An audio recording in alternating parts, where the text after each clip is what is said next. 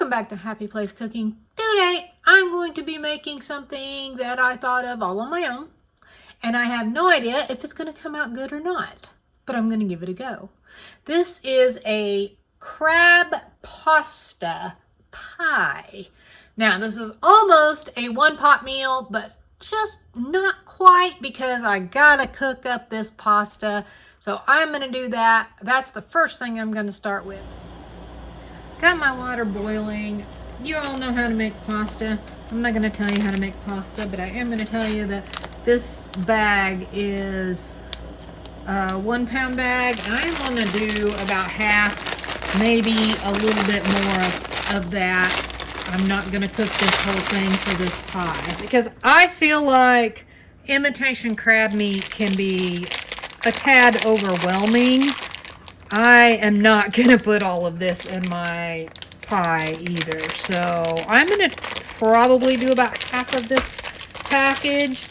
And I am actually going to cut these pieces into smaller pieces because I don't want it to be big, giant, huge chunks either.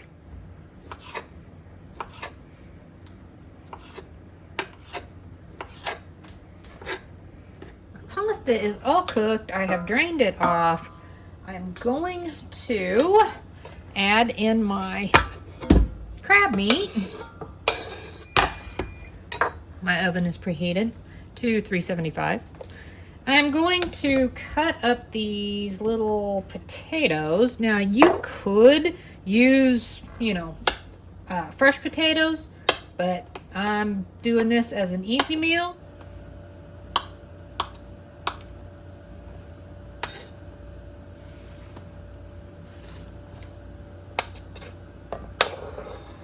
To this, I'm going to add 1 can of corn. I have got about 1/4 a cup of this candied bacon seasoning. I really don't know how it's made. I got it at a Mennonite store. I am going to throw in about 3/4 of a tablespoon of Worcestershire sauce, a heaping teaspoon of minced garlic, and this is feta dressing, and I'm going to put quite a bit of this in, probably close to half. I'm just going to stir all that together.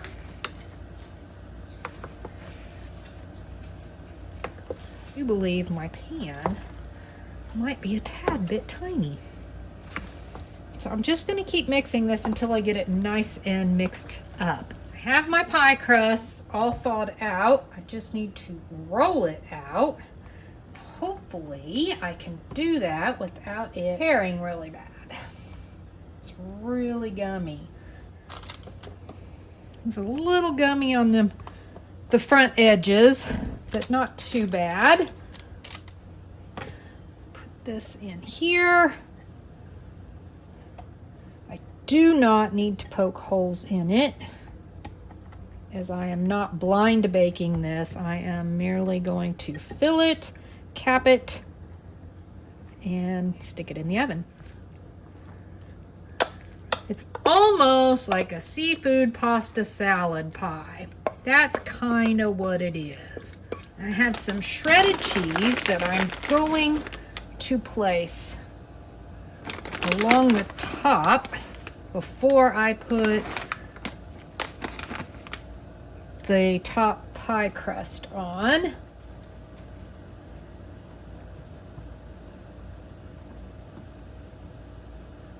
Oop, tear it a little bit.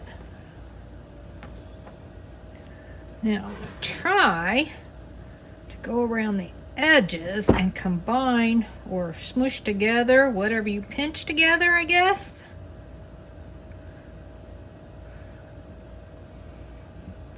Couple little rips. That's okay. It's not too bad.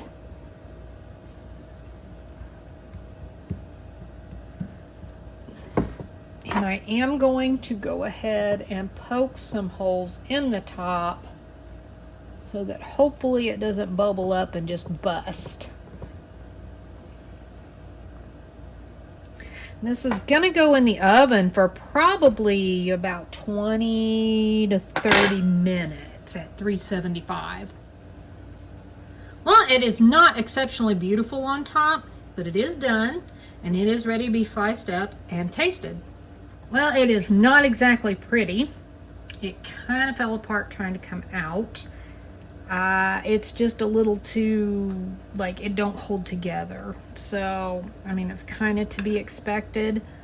But let me give this a taste. Let's see what it tastes like. A little bit on the counter there. A little bit more on the counter there. It's actually pretty good. I'm actually kind of surprised, I think. It's not bad. I probably couldn't eat much more than what I have on this plate, though. It's a little bit mayonnaise-y strong, and I think that's from that dressing stuff, and is a little bit crab strong for me. Now, if you love the taste of the imitation crab, you're probably gonna love this. And on the side there is just a little garlic pull-apart bread kit that I did. There'll be a short of that one somewhere in my playlist. If you decide to make this or something similar, comment below and let me know what you thought of it. Thanks so much for watching. Happy eating.